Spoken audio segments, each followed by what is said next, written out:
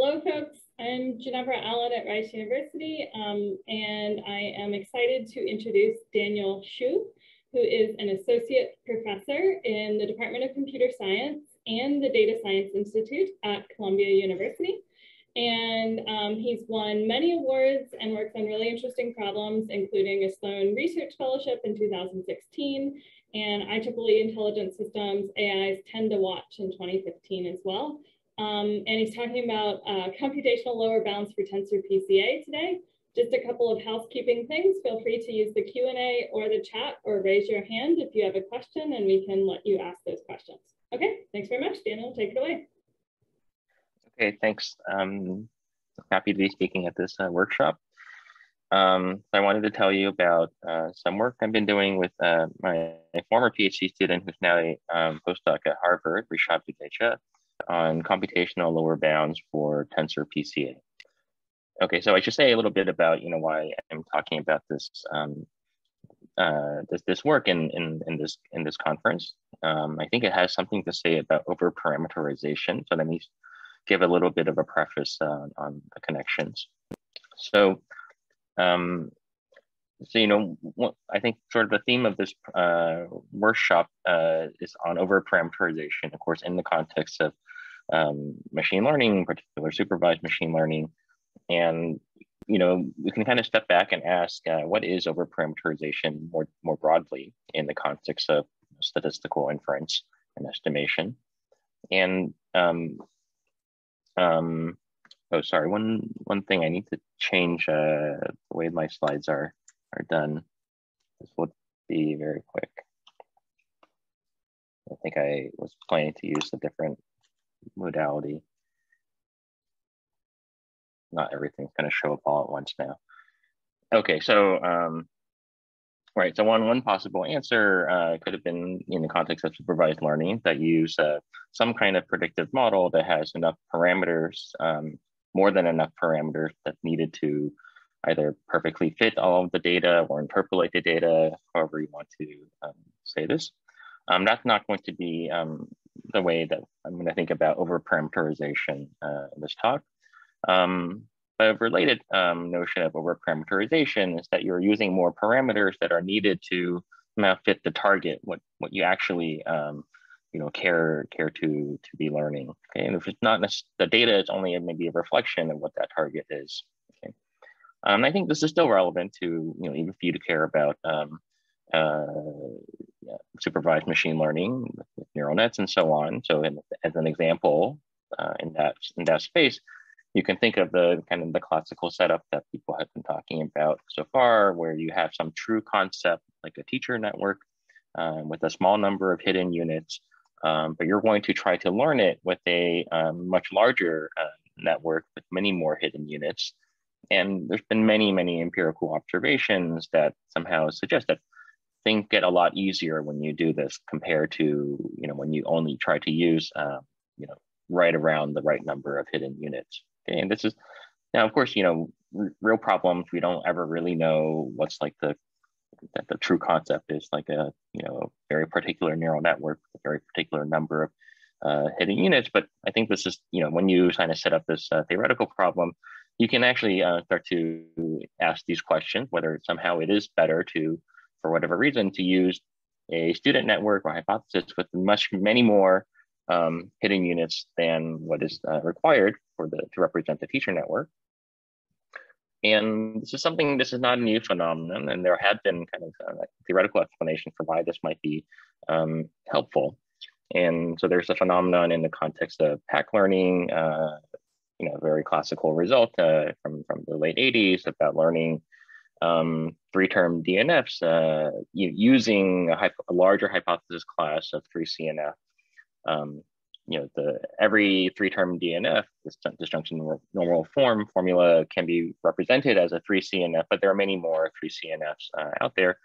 But somehow, it would have been kind of computationally hard under some assumptions that to learn a three-term DNF as a three-term DNF, but it's much easier to learn it using this kind of bigger hypothesis class of three CNFs.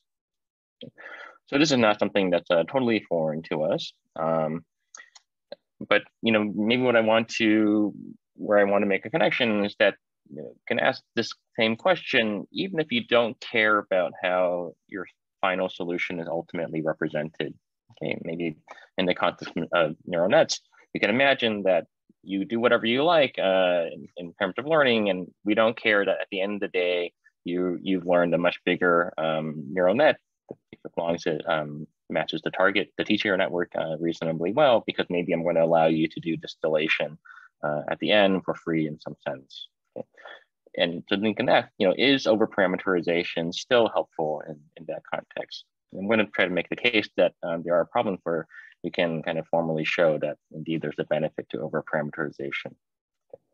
Okay, so let me get back to Tensor Pca now. Okay, so first I want to convince you that this is an interesting problem. It has a lot of interesting motivations. My motivation, and I think the motivation, part of the motivation for the original introduction of this problem comes from parameter estimation and hidden variable models for the kind of high dimensional multivariate data.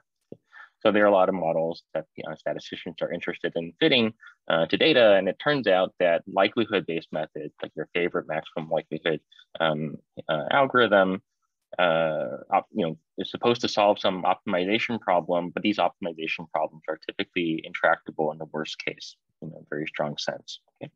And we know that we don't, worry about this a lot of times. We have a lot of heuristics like expectation maximization, and sometimes this works, but not always. There are cases, even if the data is generated by a model that you're trying to fit, expectation maximization might fail in a very catastrophic way. So there's been an effort to try to develop alternative methods, like using the method of moments, that are always computationally tractable, at least for data coming from the model. And so this has kind of spurred a lot of interest in using methods that use higher order moments and arranging these things as tensors. So as an example from my own work, we looked at the problem of learning or fitting mixtures of spherical Gaussians to data. And it turns out that a very simple idea is to just look at the first, second, and third order moments of your data and somehow match them in a particular way. And the reason this turns out to be quite natural is because you can arrange these kind of higher order moments in a particular way, so that these are into like a third order tensor. It's like a multimodal generalization of matrices, so that tensor has kind of a low range structure, and it turns out to be, in general, it might be hard to extract, but in these cases, they turn out to be relatively easy to extract the structure from a computational perspective. Okay. However, it turns out that these methods, while they seem nice, they seem to be kind of less statistically efficient. And so a basic question that one might have to ask is, does this kind of trying to get computational tractability come at some price in terms of the statistical efficiency or some kind of statistical cost? And so this is the question that I think would people try to address by studying kind of a model version of these problems. And this is introduced in a very nice paper of Montanari and Richard in 2014. This problem of Tensor Pca, which is kind of like the simplest version of the use of higher order tensor to trying to do statistical estimation. So let me tell you about the Tensor Pca problem. Okay, so here's the problem. You have data are going to be IID tensors. Okay, so every data point is a order k tensor, which you can think of as like a k-dimensional array, in the same way that the matrix is a two-dimensional array. In this case, every tensor xi will be the sum of two parts. The first part will be the signal part, which is really a rank 1 tensor specified by a unit vector theta. Okay, so theta is a unit vector in d dimensions, and we look at its order k tensor product with itself.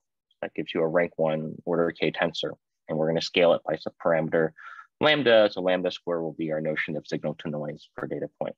Okay. And then we're going to add to that, we're going to corrupt the signal by just IID Gaussian noise. Okay, so this noise is also a tensor, but this is like order K tensor just filled with independent standard normal random variables. Okay, so that's the data model. Okay, so of course, what do you want to do? You want to estimate the signal. And in this case, we just want to estimate just a single vector, a d-dimensional vector. And let's just say we just want to estimate it in L2 up to some constant level of error. So that's going to be our goal in Tensor Pca. So where is this, this problem is not too mysterious, because, the order K when K equals 2 tensors is a matrix. So this is really just a Spike-Wigner model. And it's a model that people have used to study Pca.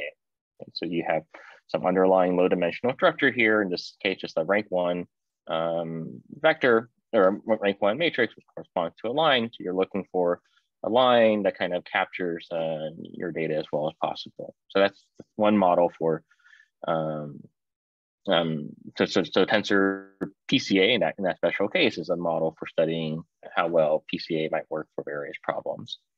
And then, of course, the higher order case is where we're mostly interested in. K is more than 2, although it includes K equals 2. This is like kind of like the simplest version of the problems that we would have had to solve in the context of trying to use these method of moments for fitting latent variable models. Okay, so this is a problem that is introduced in 2014, but already in 2014, a lot was figured out about Tensor Pca. Okay, so of course, in the K equals 2 case, this was long known that the standard approach to solving this problem is to look at the top eigenvector of the matrix. Okay, and you could compute this, for instance, using a very small number of rounds of power iteration, power method. And it's very well understood what sample size you need for this to work. Basically, your sample size n needs to grow with the dimension divided by the signal to noise ratio. Okay. And below this is known that things do not work. Okay. But when you look at the higher order case, when K is at least 3, there's this phenomenon called the statistical to computational gap that emerges. Okay, so what do I mean by this? There seems to be 2 different thresholds that kind of matter. Okay, there's one threshold, which is again d over lambda squared, dimension over signal to noise ratio, such that below which, if your sample size is below that, then the problem is just information theoretically impossible to solve. But then above this threshold, there are maximum likelihood estimation will work. Okay, the problem is that maximum likelihood, again, in this problem is not clear how to implement in the computationally efficient manner. You might need exponential in dimension time to implement this algorithm, or to run this algorithm. And the known algorithms for solving the problem seem to have a much higher sample complexity. Okay, they require a much higher sample size before they will work. Okay, and here it's d to the k over 2 divided by the signal to noise ratio. You can see that when k is at least 3, this is higher than this other number, d over lambda squared. Okay, so this is what's known as a statistical to computational gap. And there's a lot of reason to think that maybe what's actually happening is that, so this is kind of an illustration of that gap, that plotting here on the x-axis, the logarithm of sample size based with the base of the dimension, that there's this kind of regime of the sample size where we don't have any known algorithm for solving the problem. And it's reasonable to conjecture that, in fact, the problem in that sample size regime is computationally hard, but there are no efficient algorithms. Okay, so as I mentioned, there are efficient algorithms in the kind of easy regime. Okay, and these are, I will describe one of these in this talk in a few slides. But every algorithm kind of approach that we have for trying to solve this problem, all the known approaches seem to fail in this hard regime. Okay, and this has been formalized for a number of computational strategies like local search, doing convex relaxation and somehow grounding the solution or something like that. All of these approaches that we have used successfully in other contexts seem to fail in this, or can be proven to fail in this particular conjectured hard regime. Okay. So there's a lot of evidence, and other evidence comes in other forms, like there are various kinds of reductions, there are various kinds of calculations one can do, and there's other kinds of restrictions you can place on an algorithm. And these things all kind of point towards the problem being hard in this particular regime.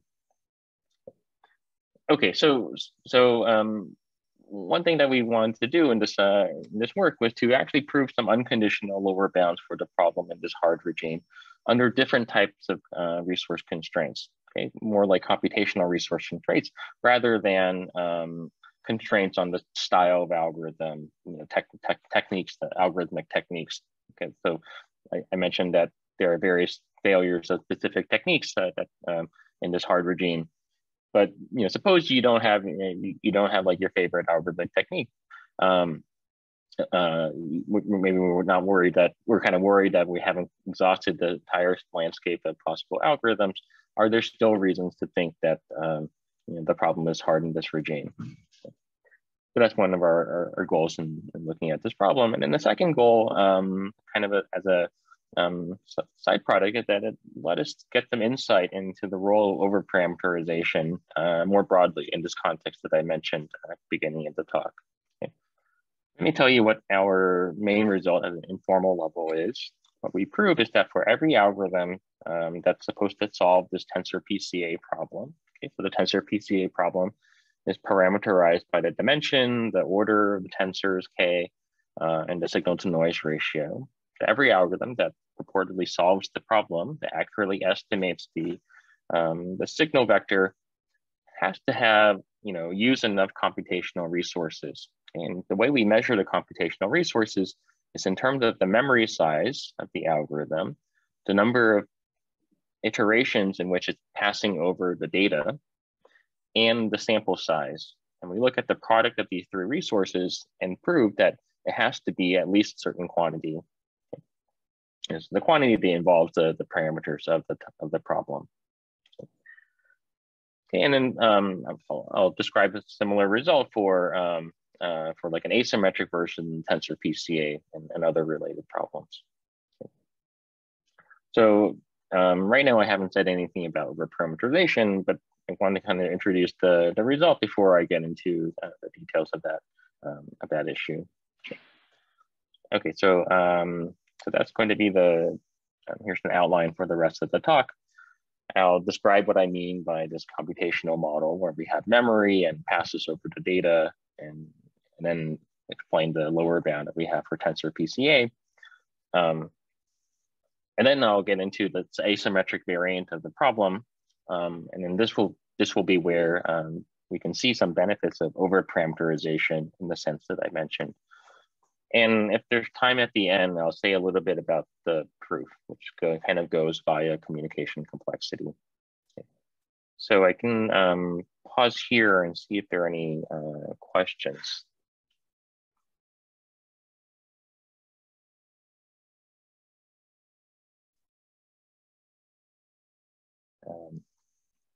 Okay, but if not, feel free to interrupt me later if we can keep going. Okay, good. So let me, when I prove a lower bound, it's going to be an unconditional lower bound. So I have to kind of tell you what the computational model is and what exactly a lower bound for this problem would mean. So we're imagining a very general template for algorithms that may try to solve this inference problem. So we're going to think that an algorithm maintains some memory state. Okay, and so a memory state is just a bit vector of b bits. And what the algorithm will do is it will make several passes over the data. So you have data, remember these are these tensors x1 through xn. We're going to allow the algorithm to kind of iterate over the various data multiple times. And so when in iteration little t, it's going to pass through all n data points. And when it gets to the ith data point, what can it do? Well, it can look at its current memory state. It can look at the ith data point and then apply some function to its current memory state and the ith data point to come up with an updated memory state. And this update function can depend on which iteration you're in and which data point you're looking at, okay, or the index of the data point you're looking at. And it's going to do this, for a total of, apply updates a total of n times t times. And at the very end, you need to come up with an estimate of the parameter, and that just has to be a function of the current memory state at the end. Okay. And we're not going to say anything about what these update functions or final estimator function can do. In fact, they're completely unrestricted functions. Okay. So the only thing that we're worried about in terms of computation here, the only kind of computational resource we're concerned about here is the size of the memory state and the number of times we pass through the data. Okay. So we're not counting the runtime or anything about how long it takes to implement any of these update functions or the final estimator function. So let me show you an example of an algorithm in this model. So it turns out we can implement like a brute force search to implement maximum likelihood estimation with this kind of algorithmic template. So for Tensor Pca, the maximum likelihood estimation turns out to be equivalent to finding a vector theta hat such that when you look at its order k tensor product with the cell and look at the inner product with the average of all of your data points, so this is the mean tensor defined here. You look at that inner product and you want to choose theta hat so that it's as large as possible. Okay. So theta hat, of course, has to be normalized to be a unit vector. And in fact, we'll make it so that this is very easy to, we'll make it so that you can enumerate through all the possible unit vectors that we care about by restricting the possible parameters that could be the true parameter to just these kind of Boolean vectors. Okay, so how can we implement maximum likelihood estimation in this algorithm template? Well, we're going to use linearity. Okay, so the inner product, the objective function, is really a sum over all the data points where you look at the inner product between theta hat tensor power k with the ith data point, suitably scaled, and then you sum these things up. Okay. So what does the algorithm in this template have to do? Well, it just needs to track, needs to basically try every possible unit vector in this parameter space, okay, and then compute the objective value, and then kind of track what the best objective value is seen so far.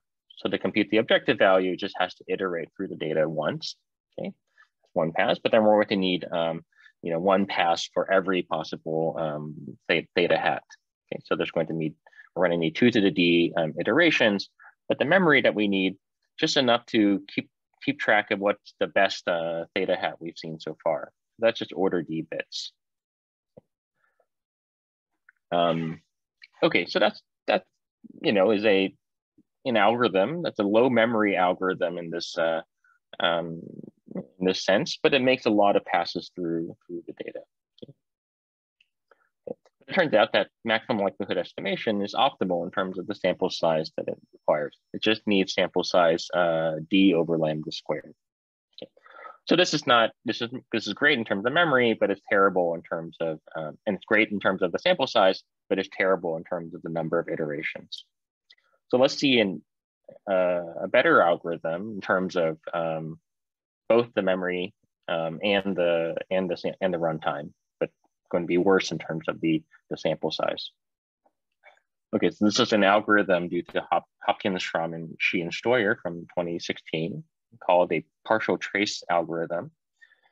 And the way this algorithm is going to work is that it's going to, in some sense, turn the mean tensor x bar that we had, the same tensor that we had from before in the maximum likelihood estimation.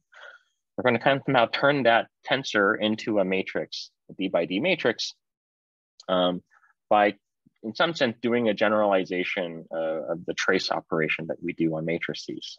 Okay. So for every index pair ij, we're going to sum across sort of the corresponding diagonals for the remaining kind of k over k minus 2 modes of the tensor. We're going to fix the ijth entries here, but then sum over from the diagonals of the remaining tensor. Okay, so that's what this operation is doing. Okay. So that gives us a d by d tensor, and now it's it's a d by d matrix, and now that's something that we have a lot of algorithm for dealing with, and in particular, we can compute the top eigenvector of that matrix, for instance, using the power method. Okay. This might seem a little bit hard to do, and it might seem like you need quadratic memory, like d squared bits of memory to do this, but we don't actually need that. Turns out we can do this with just order d bits of memory by somehow implementing the power method on this matrix implicitly. Okay. So this turns out to be implementable using just order d bits of memory. And it turns out it will also just require log d iterations to compute this eigenvector using the power method.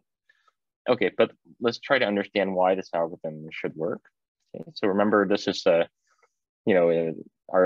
data. We're just some signal plus ID Gaussian noise. So if we look at the mean tensor, this again has the same mean as every data point, but now the noise gets reduced by a factor of square root of n. But when we do this partial trace operation, what we're doing is we're just sort of transforming the mean part, okay, sort of the signal part, the theta to tensor power k, into a corresponding matrix signal part, which is theta, that's the outer product of theta with itself, okay, and it's scaled by the same quantity. Okay. And reason for that, the theta is a unit vector. You can see why the partial trace on this part of the tensor turns into just this particular matrix here. Okay, so the signal is in some sense transformed, but it's transformed in a way that's still useful to us. But the noise has in fact gotten worse, because when we do this partial trace, we kind of add up a lot of ID Gaussian random variables together. And so that somehow in particular, d to the k over 2 minus 1, such random variables. And so somehow the noise has kind of blown up. So somehow it's as if we are dealing with a noisier version of the problem now. So before we had some SNR of lambda squared, the SNR after doing the partial trace has gotten reduced by quite a lot, by a factor of d to the k over 2 minus 1. So we transformed the problem, the Tensor Pca problem, from with something in dimension d with order k and signal to noise ratio lambda squared, into a Tensor Pca problem still in dimension d, but now of order 2, because it's a matrix now, but the SNR has gotten a lot worse.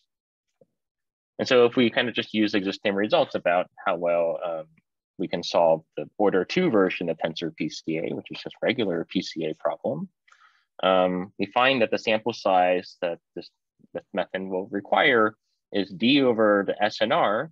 Okay, but now remember the SNR has gotten smaller. So now it's d over lambda squared divided by d to the k over 2 minus 1. So ultimately it's d to the k over 2 divided by lambda squared. I said that this was the whole point of this algorithm, was to improve the computational aspects relative to maximum likelihood estimation, relative to the brute force search. So the sample, sort of the number of iterations you need is much smaller, just logarithm in d. And the number of bits is great, again, it's just order d bits of memory. And if you look at the product of these three resources, the memory size, the sample size, and the number of iterations, it's up to a log factor d to the k over 2 plus 1 divided by lambda squared. And so what our main result shows is that this is in fact unimprovable without degrading one of these aspects, one of these computational resources. Okay. So here's our main lower bound for Tensor Pca. It says that if you have any estimator that computed by one of these algorithms, what we call memory bounded algorithms for this Tensor Pca problem, and it uses resources in terms of memory size, number of iterations, and sample size smaller than that quantity that I showed you on the previous slide, then it will necessarily fail. It will fail to give a good estimate of the underlying parameter vector. Okay? So this is, basically like you're pretty much orthogonal to the underlying parameter vector you're trying to estimate. Okay, so there's some additional restriction on our lower bound, but with kind of below the sample on the sample size, but below that sample size, the problem with information theoretically impossible anyway. Okay, so what does this lower bound says? It really says a lower bound about every algorithm, because every algorithm is going to use some memory. It's going to look at the data in some way. And so what we're proving is that any algorithm that doesn't use enough memory or look at the data, kind of make enough passes over the data, or use a high enough sample size, if you fail in those in the product of those three resources, if your product of those three resources fails to exceed this particular value, then your algorithm cannot successfully solve Tensor Pca. Okay, so let me kind of illustrate this. So this kind of suggests that there's like a phase diagram in terms of sample size, memory size, and number of passes over the data. Okay. So I can't draw this in 3 dimensions. So I'll just fix one of these quantities, the memory size. So we saw that maximum likelihood estimation could be implemented with order D bits of memory, and same with the partial trace algorithm. So let me just look at this that particular plane of the phase. So on the x-axis, I have the logarithm on the sample size, and on the y-axis, I have the logarithm of the number of passes, number of iterations. And so the conjecture that I started this talk off with suggests that, okay, basically regardless of the memory size, that there are 3 phases for the problem. There's an impossible phase, information theoretically impossible to solve the problem with your sample size is too small. There's the easy phase in the sense that we have algorithms to solve the problem when the sample size is sufficiently large.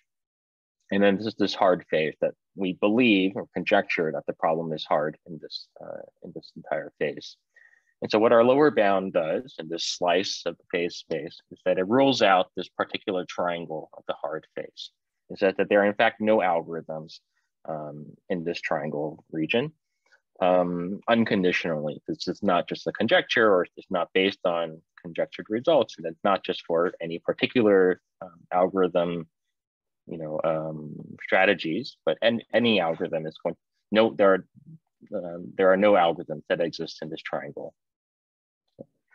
Just for a reference, the algorithm that I described as partial trace algorithm kind of sits right here in this corner of the triangle. So it's in the easy phase. I mean, maybe it should be kind of slightly away from the boundary of the x-axis, but it basically sits right there.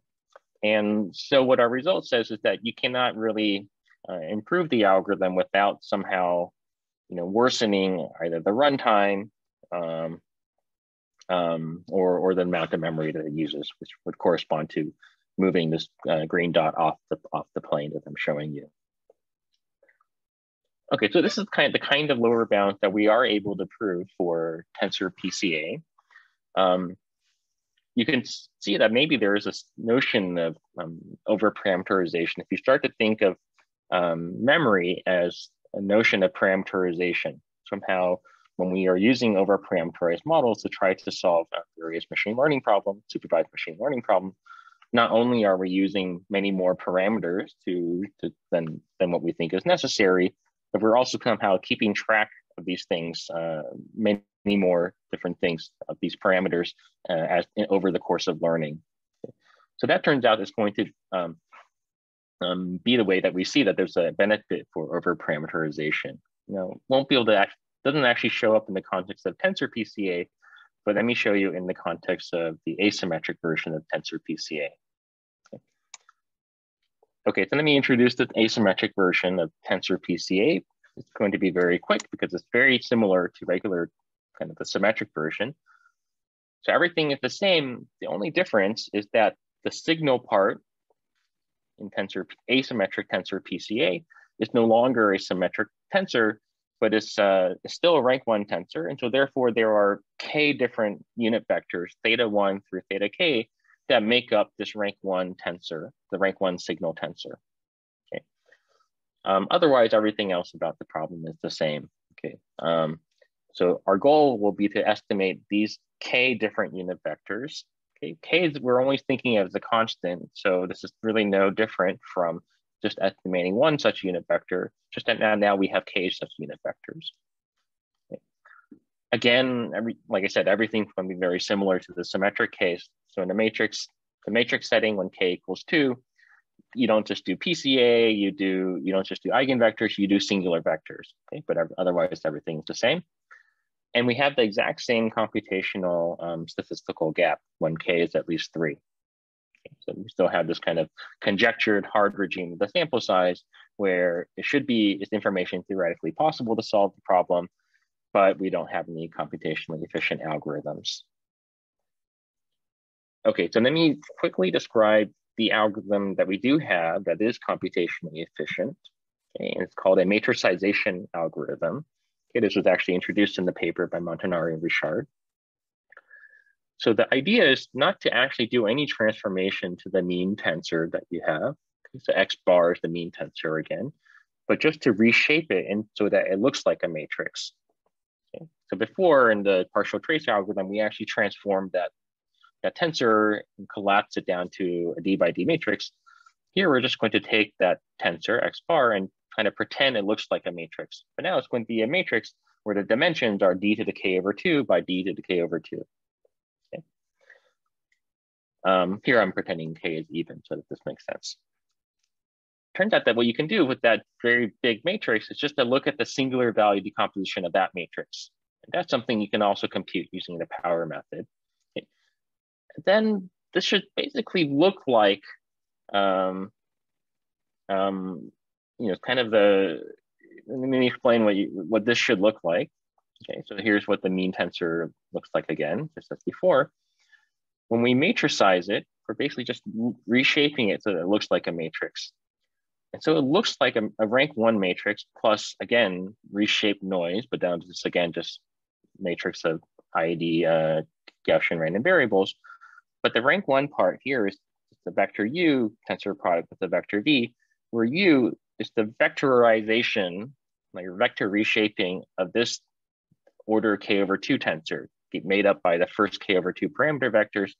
And the vector V is kind of the vectorization of the last K over 2 parameter vectors. And so you can kind of get a sense as to why it should make sense to just look at the rank 1 SVD of this kind of very big matrix. You have to do a little bit more work to finally get the K estimates of the K vectors, but that's kind of a detail. So what has happened here is that we turned the asymmetric tensor PCA problem in dimension D, order K with signal to noise ratio lambda squared into an asymmetric tensor PCA problem, but now in dimension D to the K over 2, but of order 2, but with the same SNR. We haven't kind of increased the noise or diluted the signal or anything like that. So we just changed the dimension of the problem. And again, just using results that we know about how to solve kind of matrix PCA, or the matrix version of the problem. We just need the sample size to be the dimension, which is in this case, D to the K over 2, divided by lambda squared. To implement this algorithm, we needed enough memory to write down sort of the vector that we are trying to compute when we use power method. But remember, when we're doing power method on this very big matrix, so that needs D to the K over 2 bits of memory. Okay. This power method, so we just need a very small number of iterations. And if you look at the product of these resources, it's D to the K over lambda squared, ignoring the log factor. And again, we can show that this is optimal.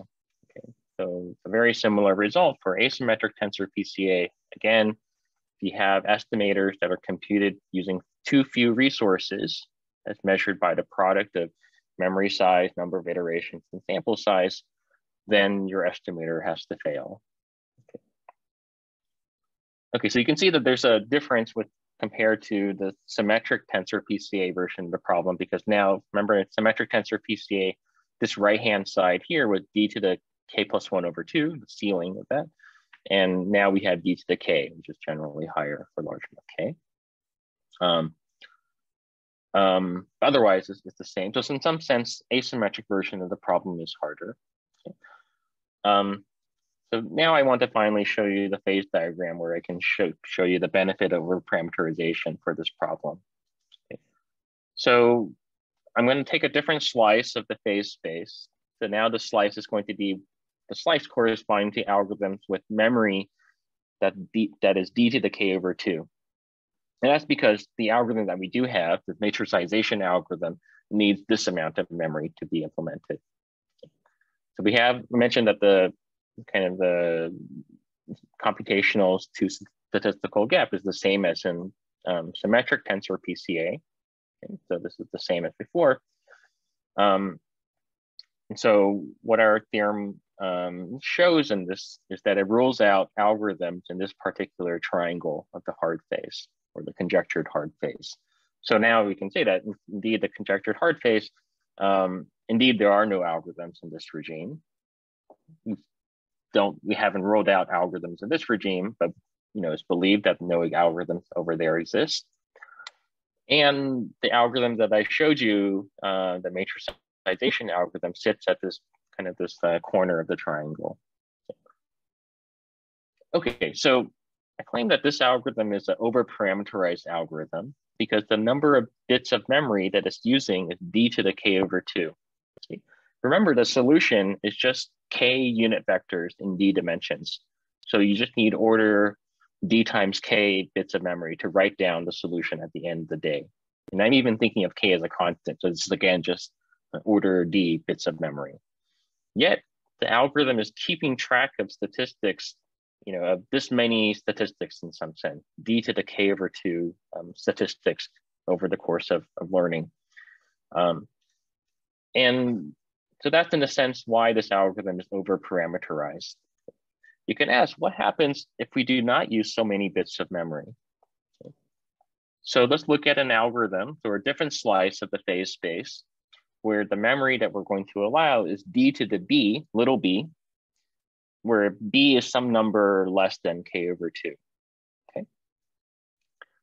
It turns out that if you apply what our theorem says about this plane of the phase space, it rules out a different triangle of algorithms.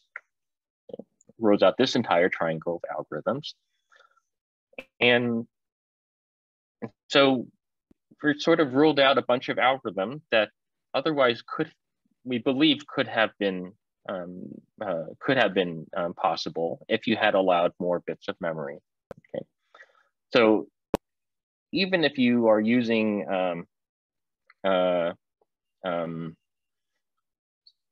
even if you allow yourself, a sample size beyond what we think should be required by computationally efficient algorithms, okay, something, let's say right here, what our theorem says is that because you are using too few bits of memory, okay, you're insufficiently overparameterized, okay, then your algorithm is necessarily going to suffer. It's going to have a higher runtime than necessary. Okay. So in other words, if you don't overparameterize enough, then you either have a higher runtime or a higher sample size than what we know is to be sufficient. Okay. So this is the price of insufficient overparameterization for this problem. Okay. I really do think that this is capturing some aspect of why it is much easier to solve various supervised machine learning problems, especially these ones involving very nonlinear models. Why it's much easier to solve these problems with overparameterized models.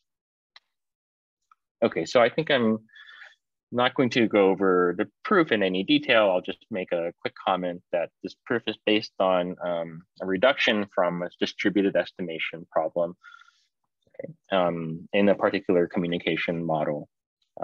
And this is a general technique that's introduced in a very nice sequence of papers by Shamir and Dagan and Shamir, where the idea is that you can simulate a memory-bounded algorithm in the template that I described using a communication protocol, and how having resources, using not so many resources correspond to a protocol that doesn't use too much communication. And so the proof ultimately boils down to proving some kind of communication lower bound in this problem in this model for various problems. Okay. So this is kind of ultimately we reduce the computational kind of problem, proving a lower bound for computation to a lower bound that's much more information theoretic. And that's sort of why these techniques are very powerful. Okay. So I'm not going to go into any of the details here. Happy to discuss these offline if you're interested. Okay, good. So, you know, these problems that I described, Tensor Pca and asymmetric Tensor Pca, these are these kinds of very hard statistical inference problems where we strongly believe, and have a lot of kind of other evidence for this conjecture that indeed the problem should require, let's say, exponential time complexity, or at least super polynomial time complexity in that kind of hard regime that, you know, when your sample size is, you know, above the information theoretic limit, below this other limit. But of course, we don't have any such proof. We don't have general ways of proving those types of strong computational lower bounds. But what we do manage to prove is you know, something, you know, for when you introduce a different restriction on the algorithms, and in this case, memory, which we think is quite a natural restriction because it's a very natural computational resource. Okay.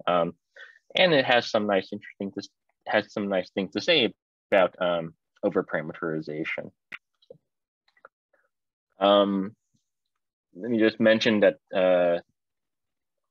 you know, symmetric Tensor Pca and asymmetric Tensor Pca, they were originally motivated as model problems for kind of capturing the difficulty and doing estimation in other models like mixtures of Gaussians and things like that.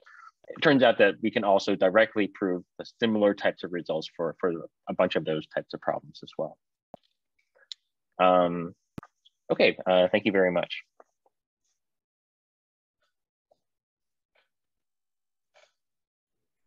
Okay, fantastic. Thanks very much, Daniel, for that great talk. Folks, if you have questions, feel free to use the Q&A, the chat, or raise your hand and I can unmute you to ask questions.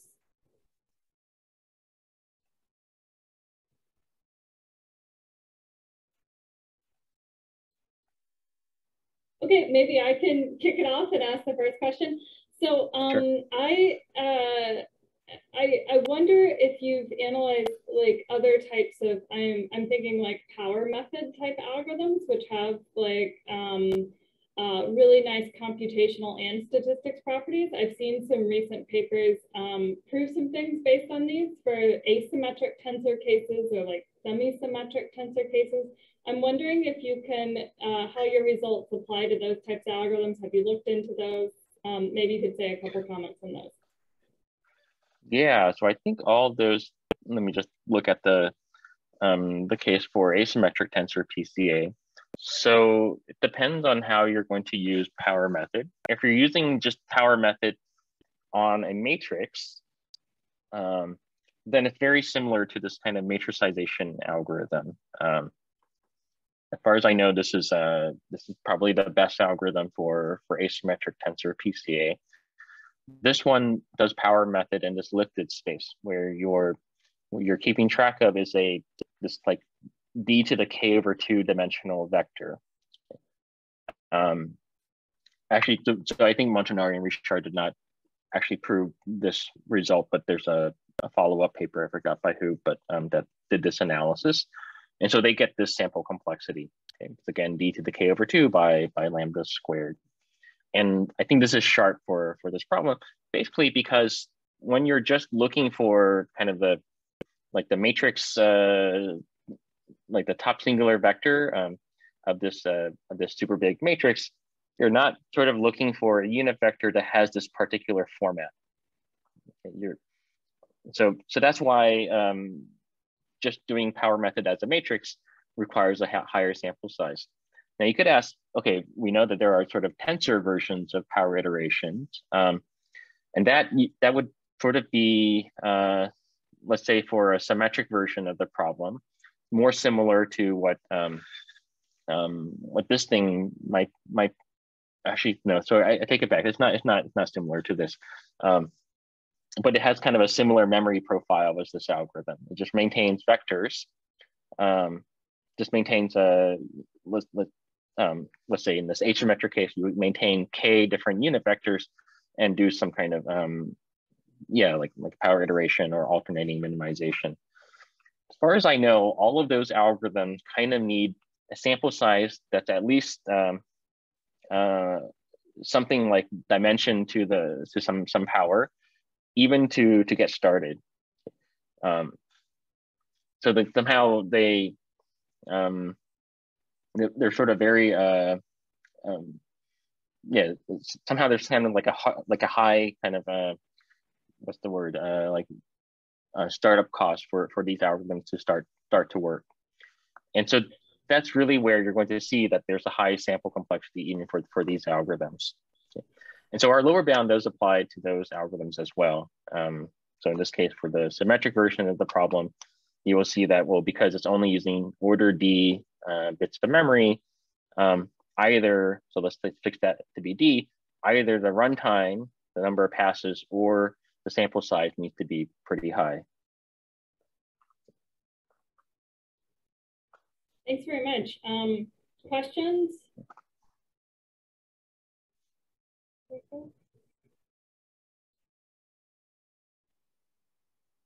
Okay, I might follow up just on the power method thing. There has been some recent results I've seen for power methods for tensors that have said basically, if you start with a good initialization, the computational and statistical complexity is actually really low. It's just a matter of finding a good initialization for a power method. Yes, and so that's right. That's really where your kind of result would kick in, like finding that initialization and which it's a regime and it would work is hard. Is that what I'm hearing? Yeah, okay. Absolutely. That's kind of what I meant by this kind of startup cost or warm up cost. To even get started for the algorithm to work, you need to, it seems like you need either the sample size to be so large that you have a super clear signal that even the kind of random initialization will work, or you need to do something else to get a good initialization. And I think a lot of what people have suggested are these very ingenious ways of solving a slightly different problem to get good initialization for power iteration. Cool. Any other questions at all? Okay, I can keep asking questions, but I feel bad. Maybe, sorry, can I ask one more, perhaps? Sure, of course. Okay. So, where are some examples besides like where these like fully symmetric tensors come up besides like moments? Are there other examples where you like see this coming up and this is a hard problem? And in some ways, does the problem become easier if you're not assuming it's fully symmetric? So the asymmetric version of the problem seems to be harder. So I agree that the most natural place where the symmetric case comes up is in moments, because there's some, I don't know, because multiplication of numbers is what's the word, symmetric or whatever it's called, commutative. But the asymmetric case comes up more, I think. But it seems like from these bounds that the asymmetric problem is harder.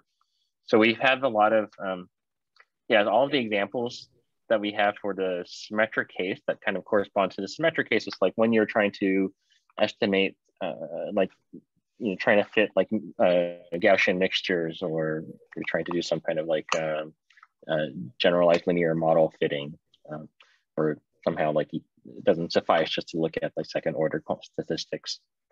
For asymmetric tensor PCA, it turns out there are a lot of other problems that seem to fit this problem, just like detecting correlations, kind of like an asymmetric tensor PCA problem in disguise.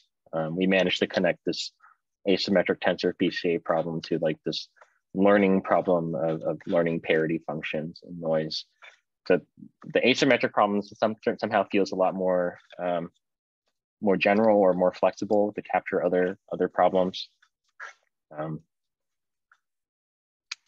Sorry, I can't say more than that. Okay, I'm not seeing any questions from other folks. Okay, well, maybe we can, thank you very much again for this very interesting talk, very interesting work. So thanks very much.